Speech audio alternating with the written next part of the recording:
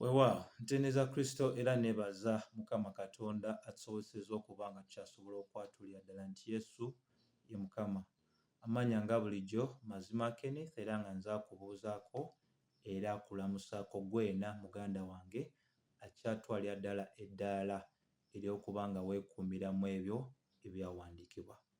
So nnaku olwaleero tujja kuba nga tutunuulira essuula ey'okubiri era mu kutunuulira essuula ey'okubiri twagalira ddala okweyongerayo ddala mu kunyweza obukulu obw'ensonga.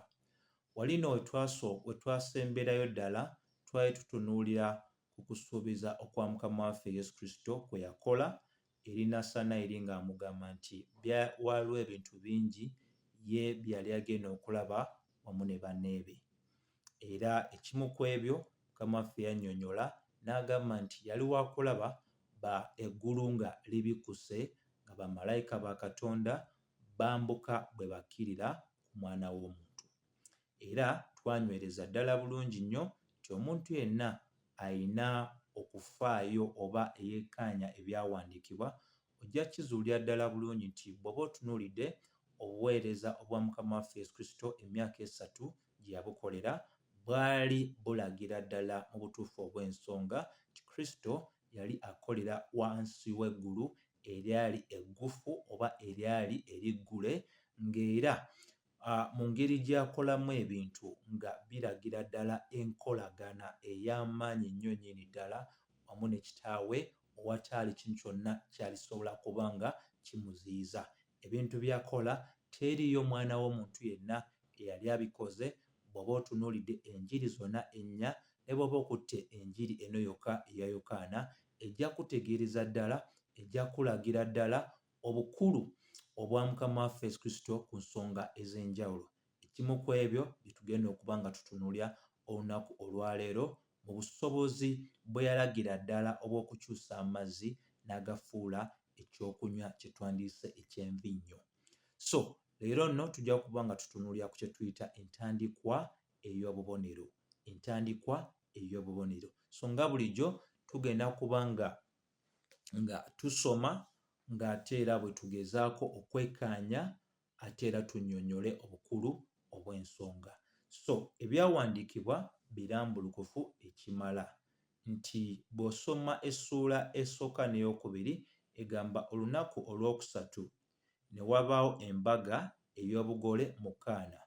Kaana ono kifo kaakano kipya ekiri otugambibwa kubanga bw'osoma Yokaana essuula eya 21 Bayibuli etulaga nti mu Kaana kye kyali ekifo oba ekyalo eky'omwami ayitibwa Nassanayiri. So naye ng'ate era nakyo kyali kisangibwa mu kitundu ekyo ekinene ennyo ekiyitibwa ekya Ggaliraaya. Era Bayibuli etulaga nti ne nnyina wa Yesu yaliwo era Yesu ne bamuyita n'abayigirizwa be. Kitusobola okugambira ddala nti guno guteekwa okuba nga gwali omukolo Kristo Yesu wamu ne nnyina we gwe twandigambye nti gwali gw'omu ku abo be tuyita abooluganda be, kubanga si ngeri ya bulijjo mu byawandiikibwa okusanga Yesu ku mukolo oba ku mikolo egy'embaga.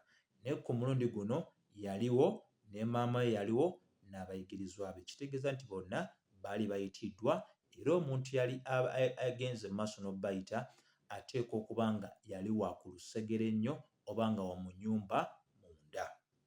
Naye n'ekirala ekikulu eky'okutegeera nti bwe tulaba Yesu okwanukula okuyitibwa kuno ku mukolo ogw'embaga, ekigendererwa ekikulu gwe nange kisobola okuba nga tuyiga nti kano kabonero eri ggwe nange okutegeera nti Yesu assaamu oba akkiriza kye twandiyise omukolo ogw'embaga oguyinza okukolebwa ggwe wamu nange. Kubanga y'omu era eyateesa ne bwe tubeera nga tuli baakuwasa. Bakolinso ekisooka essuula ey'omusanvu olunyiriri olwa 39 Bayibuli etulaga nti yenna awasa agwanidde okuba nga awasa Omukama waffe. So bwe tutunuulira kye tuyita omukolo ogw'embaga mu kisa kya Katonda waliwo kye tuyita ekisa Katonda kyayolesa oba kyawa abantu bonna abalokole n'abatali balokole. Ebimu ku ebyo ebigwa mu kisa Katonda kyalaga abalokole n'abatali balokole, tusobola okutunulira ku musana, tusobola okutunulira ku nkuba, tusobola okutunulira ku birime, tusobola okutunulira ku kuzaalibwa okw'abaana n'ebintu eby'enjawulo ebiyinza okuzingiramu okusoma na buli kantu konna akayinza okuba nga katambulizwako obulamu obwa bulijjo. Nti oba omuntu mulokole oba si mulokole, omusana gujja kwaka eri ekifo ekyo omuntu oyo kyabeeramu, enkuba ejja kutonnya, nebanga ng'omuntu oyo si mulokole asobola okulima ate era ebirime bye ne bikula, mukyala we asobola okufuna olubuto ate era n'azaala n'ebintu eby'enjawulo. Era bwe tuba tutunuulidde bino mu Luzungu kye twandiyise God's common grace oba ekisa kya Katonda ky'agabira abantu bonna abalokole n'abatali balokole, tusobola okumaliriza nga tugamba nti mu ekyo ekisa Katonda kyalaga abalokole n'abatali balokole, eky'enkizo mu byonna kye tuyita omukolo ogw'embaga oba okuwasaŋŋana. Ensonga lwaki era tulaba nti Yesu Kristo yassaamu ekitiibwa okuyitibwa kuno okwali kusembezeddwa gy'ali. Kakulu nnyo kakuba nga tukola tutya nga tutegeerya ddala. Olwokusatu, Bayibuli etulaga oba enyweza nga tetunnabagenda ku lwokusatu nti Bayibuli eraga nti Yesu ne bamuyita n'abayigirizwa be ku mbaga. Ensonga enkulu ey'okutegeera wano era yeemu gye tugendedde ddala n'okwogerako nti bw'otunuulira Befeso 5:31 paka 32 lulagira ddala nti embaga oba okuwasiŋŋana okw'omwami n'omukyala kabonero oba kifaananyi ekikiikirira enkolagana ya Kristo Yesu n'ekkanisa. So mu kituyita omwami n'omukyala okuwasiŋŋana, tulaba engeri Kristo Yesu gy'alina enkolagana wakati n'abo abayitibwa abakkiriza oba mu bufunze kituyita ekkanisa. So kino kikulu nnyo kyakutegeera newankubadde nti waliwo abagenze maaso n'okuba nga bazimba enzikiriza enkyamu nga bazeeyambisa mu kuba nti Yesu Kristo yayanukula okuyitibwa ku mukolo guno ogw'embaga. Abamu ku abo twogera ku kkanisa ey'Ekikatuliki oba ekkanisa ey'Abakatuliki. Kuno okuviira ddala mu kyawandiikibwa kino kwe basinziira okubeera nga bagamba nti embaga kitundu ku ekyo kye bayita sacramento. Tumanyidde ddala nti Abakatuliki balina sacramento ziwerera ddala mmeka? 7. Era emu ku zo mwe muli okubatiza, mwe muli okusibwako emikono, okusembera, okwatula ebibi, okuteeka amafuta ku balwadde, embaga omu n'okwawula. So bw'otunuulira mu nzikiriza ey'Ekikatuliki bwe twogera ku ekyo ekiyitibwa sacramento, kisobola okutegeeza ekisa kya Katonda ekiggyawo ebibi era nga kisobola n'oviiramu ddala kye tuyita omuntu okufuna kye tuyita obulamu obutaggwaawo. So wano kye njagala tubeere nga tutegeerera ddala bulungi nti kituufu era tusanyukira ensonga y'okuba nti Abakatuliki bafaayo nnyo ku nsonga ey'embaga oba ey'obufumbo. Naye ekintu ekikulu kye tutalina kuba nga twerabira nti bwe twogera ku mbaga oba obufumbo, ensonga eno egwa mu tuluba eri ekyo kye tuyise ekisa Katonda kyalaga abalokole n'abatali balokole kikoma awo. Naye ate kye tuyita Abakatuliki bo ate basukkulumya obufumbo ne batubutuusa ku ddaala ery'okulaga nti omuntu ayingidde mu bufumbo, obufumbo obwo ate era y'emu ku ngeri ey'okuba nga omuntu oyo aggyibwako omusango mu maaso ga Katonda, era ekintu ekyo kikyamu nnyo nnyini ddala. Kubanga kye tumanyidde ddala ng'era bwe tunywezezza nti waliwo ekisa eky'obulokozi era ekisa ky'obulokozi kya njawulo n'ekisa Katonda ky'agabira abantu bonna ng'aganya ebintu mu nsi ey'obutonde okuba nga bonna bisobola obbakolera obulungi. So mu nsomesa ya Bayibuli obufumbo bukomi ku mbeera eyo gye tuyita ekisa Katonda ky'agabira abalokole n'abatali balokole, naye ate obufumbo mu bwo tetusangamu ekisa eky'obulokozi. So bangi basobola okubeera nga bagamba kubanga nagattibwa mu kkanisa ey'Abakatuliki, kiba kitegeeza kaakano ndi muntu gwe tusobola okugamba nti ndi mulokole. Bo ng'Abakatuliki tumanyi ddala nti balina ebintu bingi bye beekwatako okubanga bafuna obulokozi kubanga ddiini ya bikolwa. Naye tutunuulira kye tuyita obulokozi obwa nnamaddala omuntu oteeka obwesige bwe mu Kristo Yesu. Omuntu oyo talina kintu kirala kyonna ky'agenda atunuulira wabula agenda atunuulira omulimu Kristo Yesu gwe yakola ku musaalaba e Gologoosa. So akabonero ak'obufumbo kalagibwa mu mbeera eya obufumbo. Akabonero ak'enkolagana Kristo gy'alina n'ekkanisa kalagibwa nnyo mu kye tuyita obufumbo, newankubadde nti olunaku olwaleero tugendedde ddala mu maaso n'okuttattana kye twandiyise ekifaananyi ekyo ekiraga enkolagana wakati wa Kristo wamu n'ekkanisa ye. Kubanga olunaku olwaleero ojja kizuula nti ze tuyita embaga zaffe ez'obufumbo, essira oba n'amaaso tugooleka nnyo omugole omukyala okusinga okugoleka omugole omusajja. Mu nsomesa ya Bayibuli nnambulukufu bulungi nti essira oba amaaso tuba tugwanidde gwoleka nnyo omugole omusajja, kubanga okuva mu mugole omusajja ate omugole omukyala afuna ekitiibwa kye. Kubanga kagenderere nti okuyita mu kitiibwa omukyala oba omugole omukyala kyafuna okuva ku mugole omusajja kabonero akasonga ku ki kye tufuuka ng'ekkanisa olwaki Yesu Kristo kye yakola. Ensonga ezo tulina okuba nga tuzitunuuliramu ddala kubanga ojja kizuula nti ebiseera ebisinga ku mikolo gyaffe egy'embaga amaaso oba essira tusinga kuba nga tulyolekeza eri omugole omukyala. So ebyo nno bikulu nnyo byakuba nga tukola tutya nga tubitegeerera ddala bulungi nnyo kubanga Bayibuli egenda ddala maaso n'otuyambira ddala. So twagadde nno ate era n'okuba nga tutegeera nti buli kintu kyonna Katonda kye yateekawo tetulina kuba nga ate tweyitiriza ku ebyo bye yayogera, kuba Abakolinso 1:6 tetukkiriza. Olwokusatu lugamba naye omwenge bwe gwaggwaawo nnyina n'amugamba nti tebalina nvinnyo. Wano nno wakulu wa kutegeera bw'oba osoma ebyawandiikibwa nti wayinza okubaawo ensonga ez'enjawulo ezaaleetera omwenge guno okuba nga guggwaawo. Ekimu ku byo tusobola okugamba nti nga bannabyafaayo bwe balaga nti embaga ez'Ekiyudaaya zaamalira ddala nga wiiki nnamba, nti bo kye tuyita embaga kyali kyakumala wiiki nnamba. Si leero netugamba nti kasiki enkya simanyi mbaga, bo wiiki nnamba kulya kujaganya.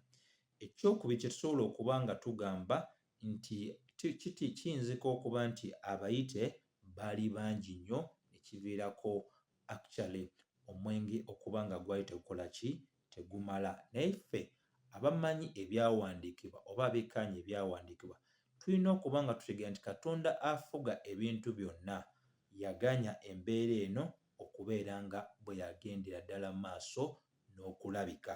Kubanga ate era kijjukire mu Buyudaaya okuyita abantu ku mukolo gwo ogw'embaga ate omwenge ne guggwaawo kaali kabonero ak'obuswavu nnyo ennyini ddala, era y'ensonga lwaki ndowooza era olaba maama wa Yesu amugamba nti taasa embeera ono babanga yabalinako oluganda obanga baamulinako oluganda, maama yayagala embeera okuba nga ekola ki, etaasibwa.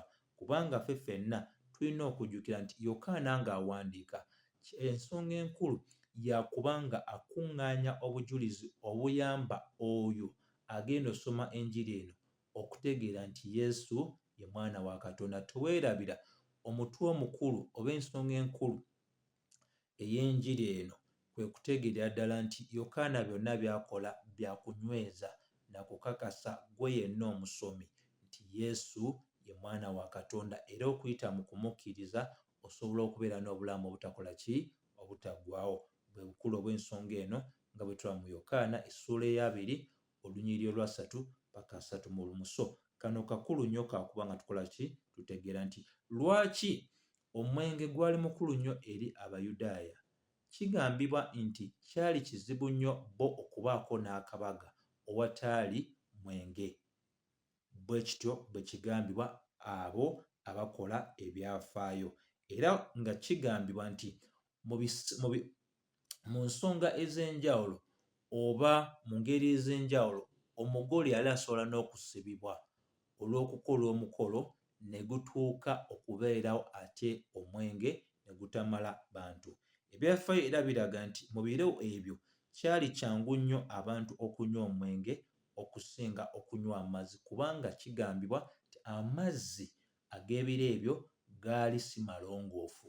Ate era kigambibwa nti mu kuba nti tewaaliwo sisitimu ey'okunnyogoza nti omwenge ogwakolebwanga okuva mu bibala gwali gusobola n'okutuuka ku ddaala ery'okuba nga gukola ki gutamiiza. So okwewala okwonoona kubanga waliwo okwonoona okw'okutamiira, Abayudaaya bwe beewalanga okukola okwonoona okw'okutamiira baagendanga mu maaso ne bakwata amazzi ne bagayiwa mu mwenge ne babeera nga bakendeeza ddala obukambwe obw'omwenge kubanga tewaaliwo ngeri ya kunnyogoza.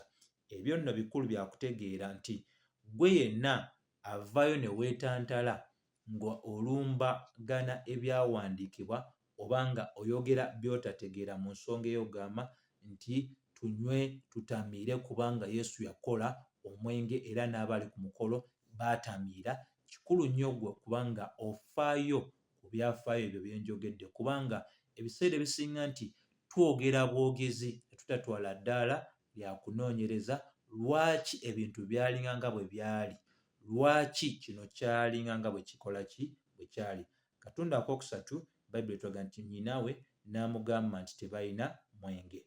Kati nno wano wakulu nnyo wakubanga tutegeerya ddala bulungi nnyo nnyini ddala nti ng'era bwe ndaze nti bwe kibeera nga tutunuulidde Buyudaaya bwe bwali, ekyali tekisobola kubula ku mikolo gyabwe ensonga ey'ekyokunywa eky'envinnyo.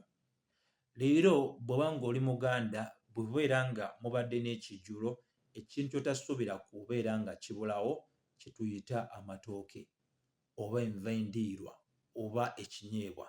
Bw'ogenda mu bukyoli balina ebijanjaalo ebiddugavu, balina malakwa, balina n'ebintu ebirala.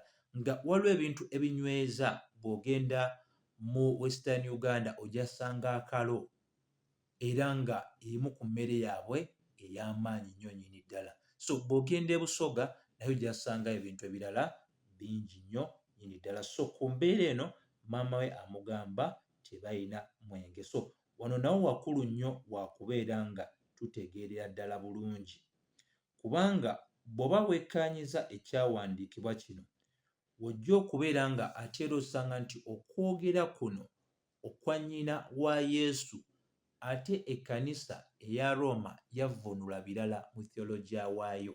Ensonga lwaki olunaku olwo bagamba nti bw'onaabeera nga wandyagadde kubaako akantu konna kojja ku Mukama waffe Yesu Kristo olina kuyita mu nnyinawe.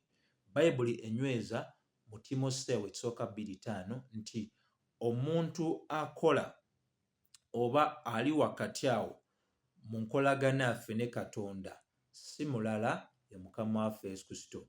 Tetuyita mu nnyina wa Yesu ogenda eri Yesu, tuyita mu Kristo Yesu okugenda eri Kitaffe mu ggulu. So awo wakulu nnyo wakuba nga tukola tutya tutegeera. Naye ate era Roma oba ekkanisa ya Roma esigala awo, ensonga lwaki bayita Maliya kuba mumbejja ow'eggulu. Kijjukire Maliya ow'omu nzikiriza ey'Ekikatoliki wanjawulo ne Maliya ayogerwako mu byawandiikibwa ebyaffe abagamba nti twazaalibwa omulundi ogwokubiri.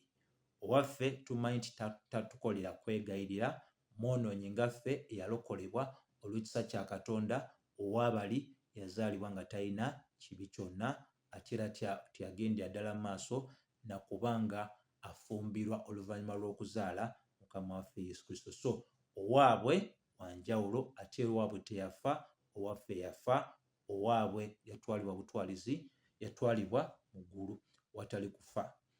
Bw'ababuuza ekyandiiko bakirwa tebalina kye basobola kukulaga. Bw'osoma olwokuna ne lunyweza ne lugamba nti wenjagalira ddala nawe tutegeere nti Yesu n'amugamba nti mukyala onvunaana ki? Kati awo nno wakulu wa kutegeera. Abantu abasinga bamalibwako eddembe bwe bawulira mukama waffe Yesu Kristo ng'ayogere batyo nga bagamba yali njogera yakuvvoola. Nejjukire y'omu eyagaba amateeka 10 okuli eryokutaano osangamu bazadde bo ekitiibwa. So kikulu tutegeere nti ne Luka essuula ey'okubiri olwa48 paka olwa51 ennyiriri ezo zinywereza ddala nti Yesu yali mwana mwetowaze era mugonvu nnyo eri bazadde be okutuusa wano we tuli.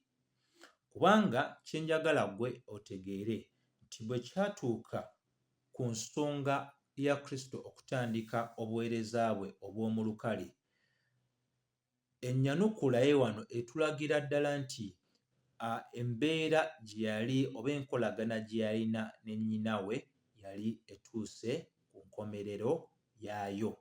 Ku mulundi guno kikulu okutegeera nti ennyanukula ye eraga nti kano ke kaali akadde ak'okuba nti yali si waakuddamu kufuna kiragiro kyonna okuva eri nnyinawe era nga yali wakwesigama ku kitaawe oyo ow'omu ggulu. Kakulu nnyo ka kutegeera nti Katonda waffe tumusinziirako oba tumuyimirirako ku buli nsonga naye ate ye tatwesigamako ku nsonga yonna kubanga Katonda wanjawulo ku ffe. Katonda teyeesigama ku muntu, Katonda tabeezebwawo bantu wabula ffe tubeerawo ku lulwe. So amugamba nti nnyabo oba mukyala onvunaana ki? Akategeereza ddala nti wano Yesu bw'atuukira ddala ku kutandika okukola obuweereza bwe obw'omu lukale, wano we waali enjawulo ey'ebintu byonna nti omukyala ono Maliya yali si waakuddamu kuba na buyinza ku Yesu oba mu bulamu obwa Yesu, era kano ke kaali akaseera ak'okuba nti yali waakubanga kaakano takolagana naye ng'omwana we wabula ng'akolagana naye ng'omwana wa Katonda. Ke kaali akaseera ok'omulabira ddala nga muki? Nga mukama we.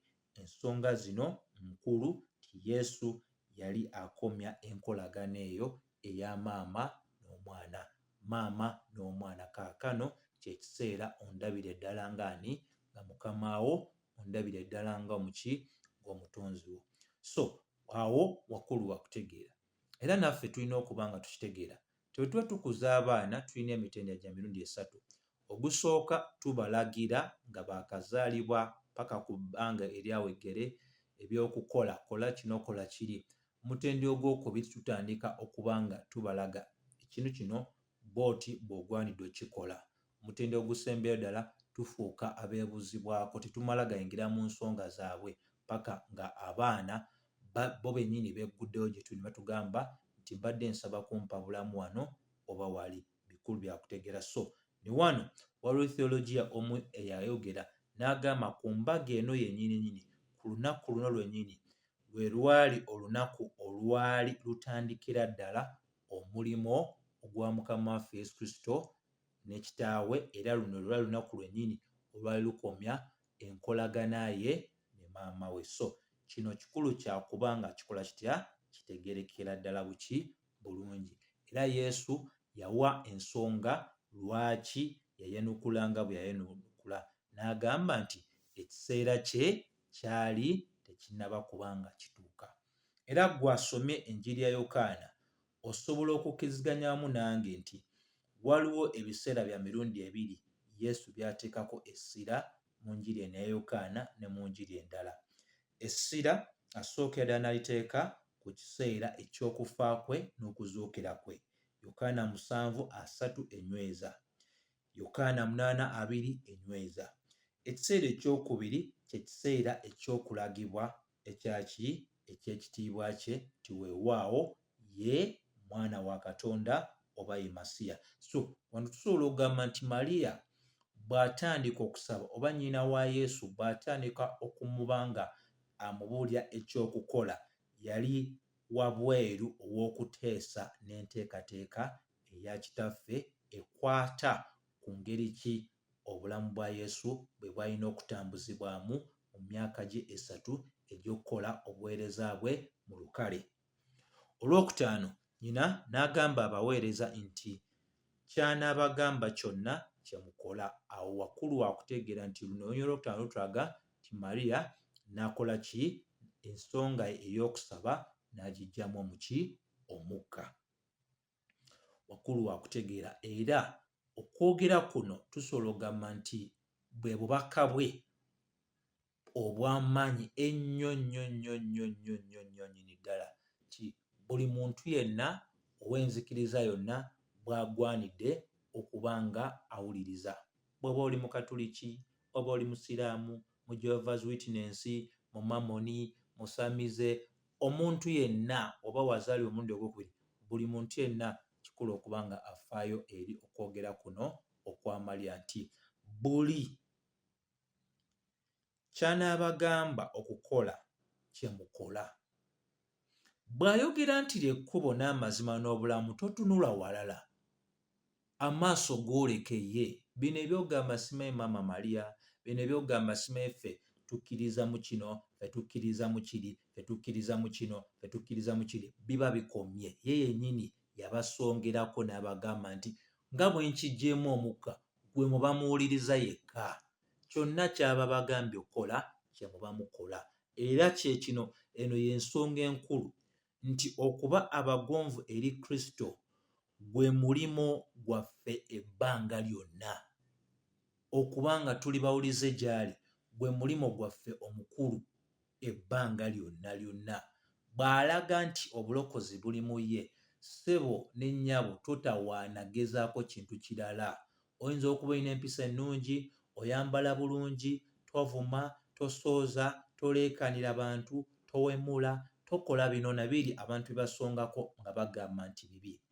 Naye newankubadde byonna tobikola, naye n'ogaana okutegeera nti obulokozi buli mu Kristo Yesu yekka, nti ggwe oli mwonoonyi tosobola kwesasulira bibi byo, ogwanidde oteeka obwesige bwo mu Kristo Yesu yekka ng'omulokozi wo, ebisigadde byonna poteya era ojja kuzikirira n'ebikolwa byo ebirungi byonna, kubanga tewaliwo bikolwa byonna birungi bitwala muntu mu ggulu. Omulimo guli gumu omulungi ogwakolebwa ogutwala abantu mu ggulu, gwe mulimo ogwa Mukama waffe Yesu Kristo. Era kyenyweza n'eri gwenna awuliriza era alaba nti gwenna tatwalanga ddaala lya kuteeka bwesige bwo mu Kristo Yesu. Kino kye kiseera.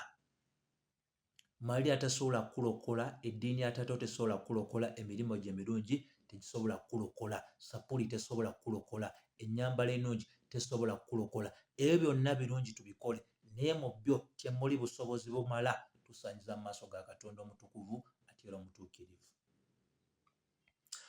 Olw'omukaaga, Bayibuli enyweza n'egamba nti waaliwo amasuwa ag'amayinja 6. Kakulu kategeera nti Abayudaaya balina amasuwa ga mirundi ebiri. Waaliwo amasuwa ag'amayinja n'agaali ag'ebbumba. Ne ku nsonga ey'okutukuzibwa baakozesanga amasuwa ag'amayinja. Weebuuze gakola ki wano nga waliwo ekyetaago? Byonna ebintu byonna biri wansi w'obuyinza n'enteekateeka ya Mukama Katonda. Ekyo ky'otalina kwerabira.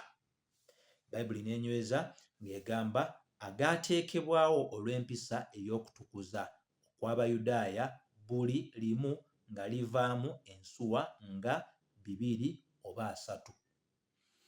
Kati bwe twogera ku nsuwa nga buli limu livaamu 2 oba 3, mu bufunze tusobola okugamba nti bw'okwata ensuwa zino zonna 6 zaali zisobola okuba nga zisitowa liitaazi 684.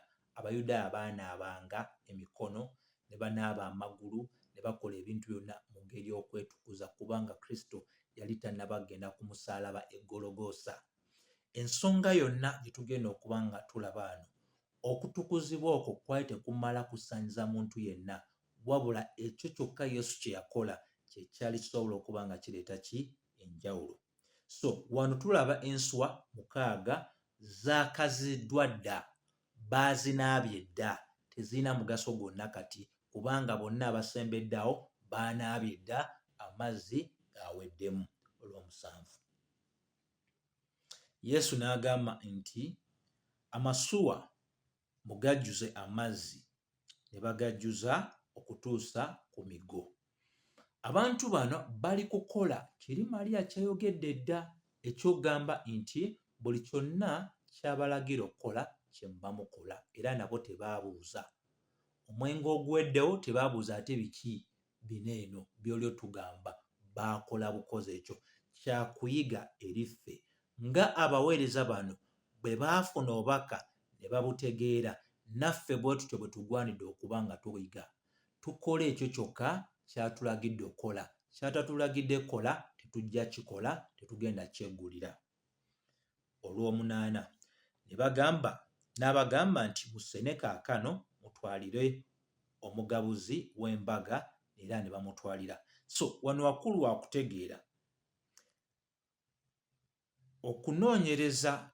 okunoonyerezebwa n'ebyafaayo biragira ddala nti akabonero kano amazzi ofuuka envinnyo kateekwa okuba nga kakolebwa oba kaatuukawo wakati w'okujjuza wamu n'omukusena. Era kikulu kya kutegeera nti okwagala okw'omutonzi kusalawo biki ebinaava mu ekyo. Okwagala kw'omutonzi kusalawo ebiva mu ebyo by'ayagadde okutonda. So omutonzi eyateesa amazzi, eyasala amazzi n'agatonda, y'omu yagamba nti kati gano amazzi ngenda gakozesa bwe nti okutuukiriza ekigendererwa kyange. Olw'omwenda tulaba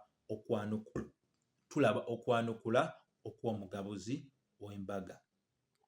Awo omugabuzi w'embaga bwe yalega ku mazzi nga gafuuse envinnyo n'atamanya gy'evudde, naye abaweereza abaasena amazzi baamanya.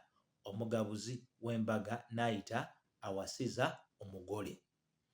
Kati nno wano wakulu wa kutegeera y'ensonga gye tugambye nti entandikwa ey'obubonero, nti ebbanga lyonna Yesu abadde takola kabonero konna, naye kino kye kyali ekiseera ekituufu okusinziira mu kuteesa okwa kitaawe. So wano we tulaba wakulu nnyo wa kutegeera nti ekifuula akabonero kano okuba nti ka nkizo si kuba nti Yesu yakwata amazzi n'agafuula amazzi, tekyandibadde oba tekandibadde kabonero.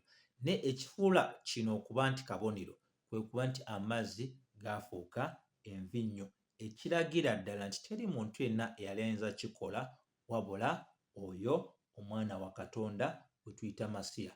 Tuve ku bakubi ba kkerere bangi abagamba nti byonna Yesu bye yakola mu kuba nti twamukkiriza tusobola obbikola. Bifo bimeka bye baddemu nga birimu obwetaavu nabo ne basirikira awo. So tulina kuba beegendera. So njagala tutunuulire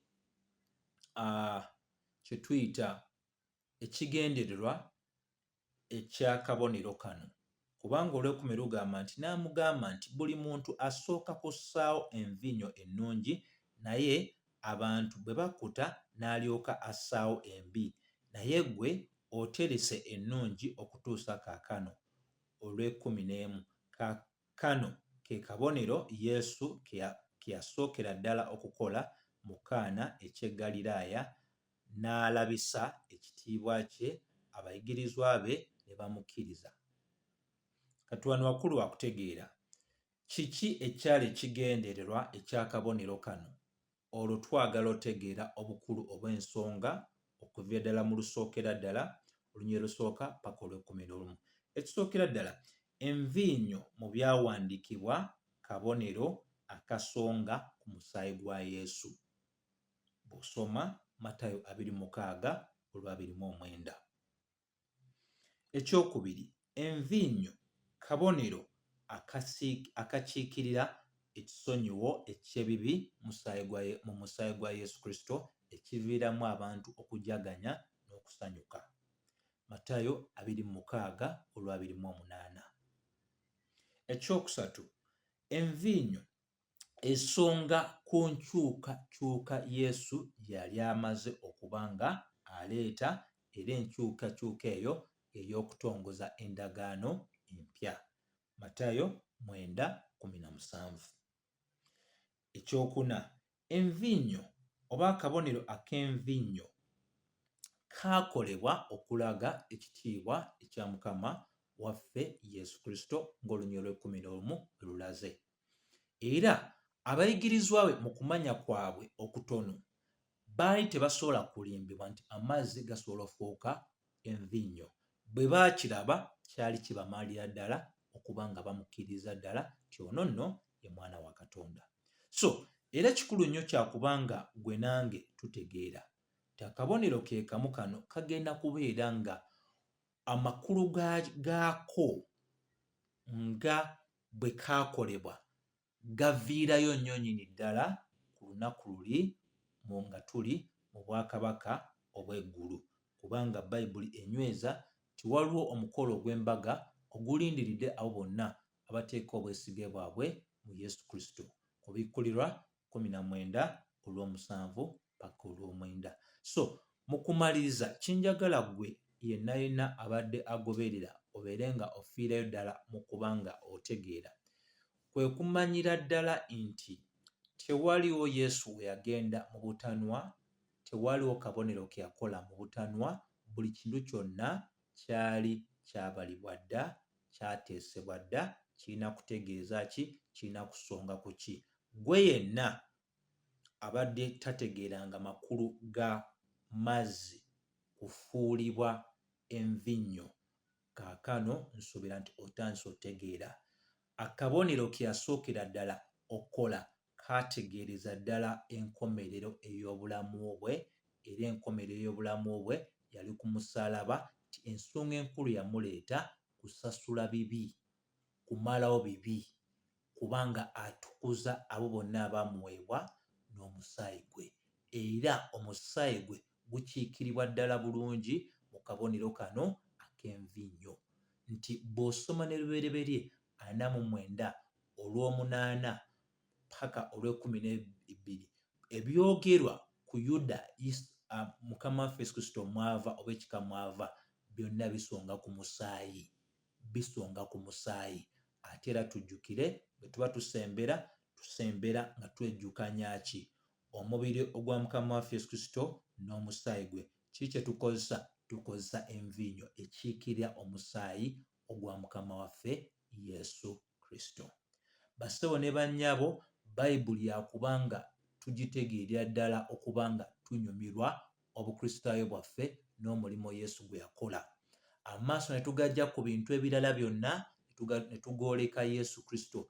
Amaaso gaffe ne tugajja mu mirimu emirala gyonna omuntu gy'ayinza okuba nga akola oba okwenyumiriza kwonna kwonna, ne tubeera nga tusinza businzi Yesu Kristo, nga tumusiima omulimo gwe yakola, nti owataali kuyiwa kwa musaayi gwe teriyo muntu yenna asobola okuba nga asonyiyibwa ebibi bye. So ensonga yonna yakulokola bantu, si kweraga kuno kwe tulaba mu baweereza ab'enjawulo, muntunuulire engeri Katonda gy'ankwesezaamu, engeri gye nkoze kino, gye nkoze nki. Kweraga kyobola obubonero bwabwe tebulina makulu, tebuleeta bantu eri okulokoka okwannamaddala, okutegeera obuzito obw'ebibi byabwe, nti teriyo kintu kyonna kye bandyekoledde okweggyako ebibi byabwe, wabula ffe ffenna twali basabiriza nga twetaaga omuntu asobola otulokola, otwambula obunafu bwaffe, otwambula obunaku bwaffe, otwambula obutaba na ssuubi bwaffe,